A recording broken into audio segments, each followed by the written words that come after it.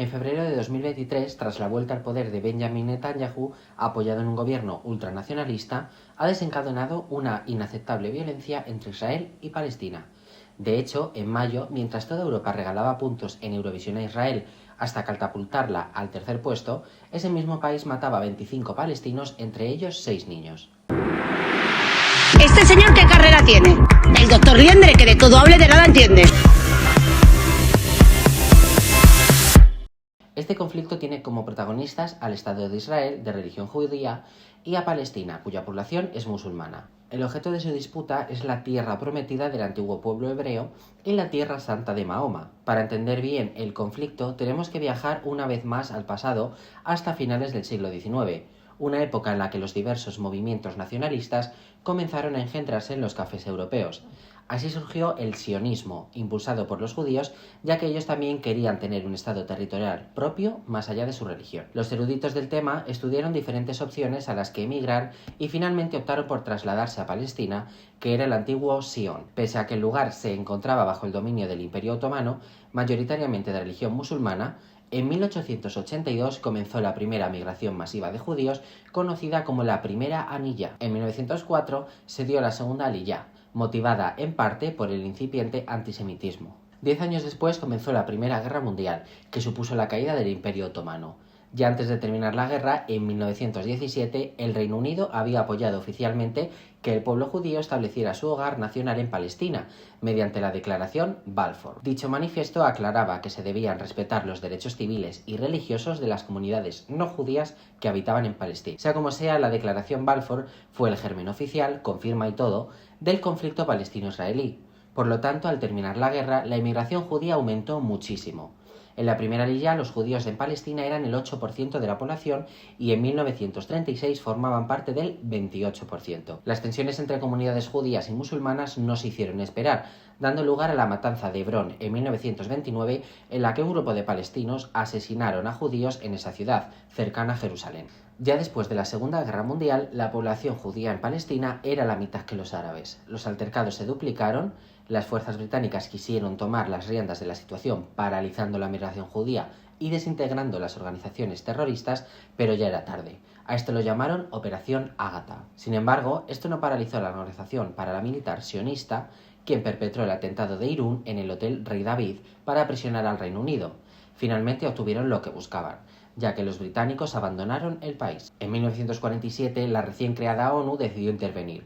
Propuso crear 2 estados independientes, el de Israel y el de Palestina, y Jerusalén en medio.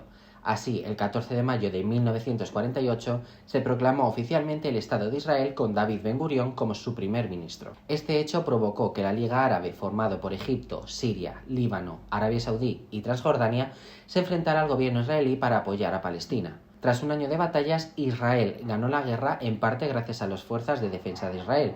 Aumentaron sus territorios y ocuparon una parte occidental de Jerusalén y 750.000 palestinos fueron expulsados de sus territorios. A este éxodo lo llamaron Nakba, que significaba destrucción. Del mismo modo, los judíos que habitaban en zona árabe también tuvieron que dejar sus hogares. Estaba claro que el asunto no iba a quedar así.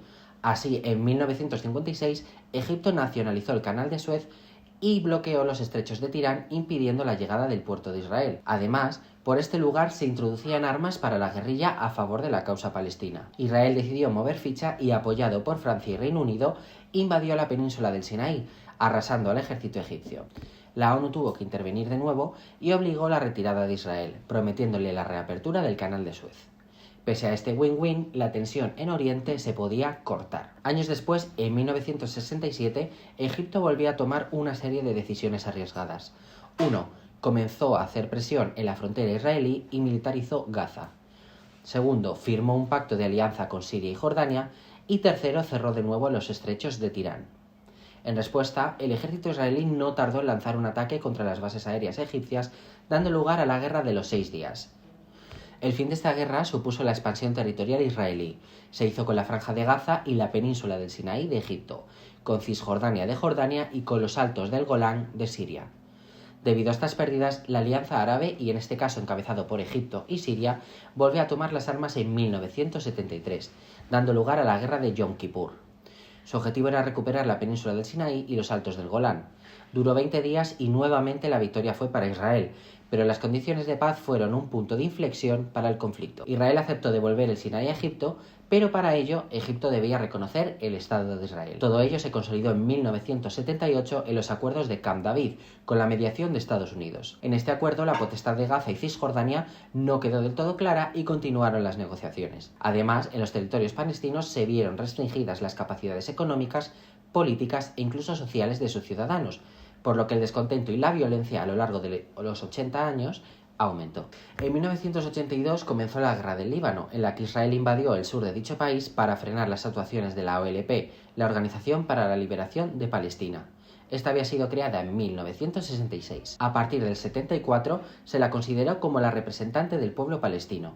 En sus inicios, sus métodos para acabar con el Estado de Israel eran la lucha armada. Su primer dirigente fue Yasir Arafat.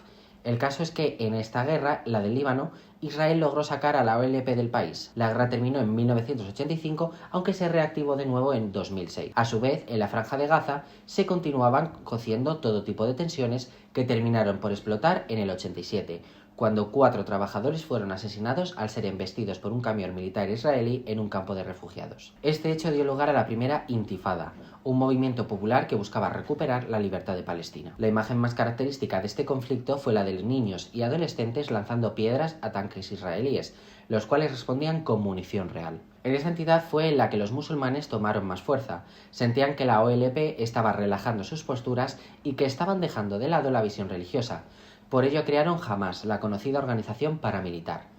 Los ataques por parte de ambas milicias se alargaron hasta 1993, habiéndose cobrado la vida de más de 1 millar de palestinos y 277 israelíes. Terminó con la firma de los acuerdos de Oslo por parte del gobierno israelí y la OLP, y en ellos la OLP abandonaba las armas y reconocía el Estado de Israel.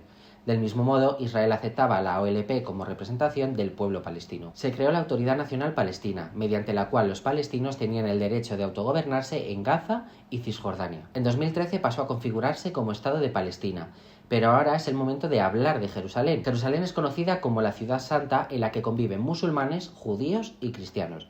Por ello, desde los inicios del conflicto se ha intentado, sin ningún tipo de éxito, mantenerla ajena a la política. Para los palestinos, Jerusalén del Este les pertenece y para los judíos todo Jerusalén está bajo dominio israelí. Ante semejante desacuerdo, lo único que ha podido hacer la comunidad internacional es evitar que se establezcan ahí las embajadas, excepto la de Estados Unidos en 2018. El asunto es que en el año 2000, el líder de la oposición israelí visitó la explanada de las mezquitas en Jerusalén. Esto no sentó bien a los musulmanes, que se lo tomaron como una provocación, así que al día siguiente comenzaron a apedrear a los judíos que se encontraban rezando en el Muro de las Lamentaciones. La policía israelí hizo fuego matando a 7 palestinos. La violencia se desató de nuevo y comenzó la segunda Intifada, donde se generalizaron los atentados suicidas. Llegó a su fin en 2005 y sus principales consecuencias fueron la retirada de israelíes de la Franja de Gaza, el aumento del poder de Hamás tras la muerte de Arafat y la construcción del muro israelí. Del 2005 nos podemos trasladar a la actualidad y nos daremos cuenta de que la situación, por desgracia, no ha cambiado demasiado. Los dos protagonistas del conflicto no han logrado encontrar la paz. Como no podía ser de otra forma, el enfrentamiento de 2021 comenzó a gestarse en TikTok, cuando se viralizó un vídeo en el que 2 palestinos pegaban a un judío ortodoxo. A partir de ahí se sucedieron las marchas de radicales israelíes que pedían la expulsión de los ciudadanos palestinos. Además, aumentaron las restricciones para los musulmanes en el Ramadán. La gota que colmó el vaso fue el desalojo de sus casas de unos palestinos por parte de colonos judíos. Los disturbios llenaron las calles de Gaza y el día de Jerusalén, muy importante para los israelíes, comenzaron a llover piedras. La policía israelí no tardó en actuar, hiriendo a más de 300 palestinos. En consecuencia, Hamás comenzó a lanzar cohetes de la Franja de Gaza a Israel.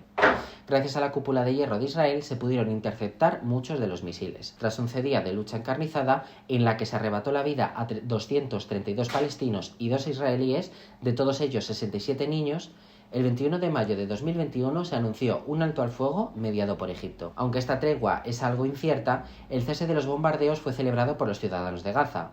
A pesar de todas las muertes, ambos contendientes se atribuyen la victoria. Sin embargo, como dijo el mismo Antonio Guterres, el secretario general de la ONU, si hay un infierno en la tierra son las vidas de los niños en Gaza. El caso de Israel encierra una triste paradoja.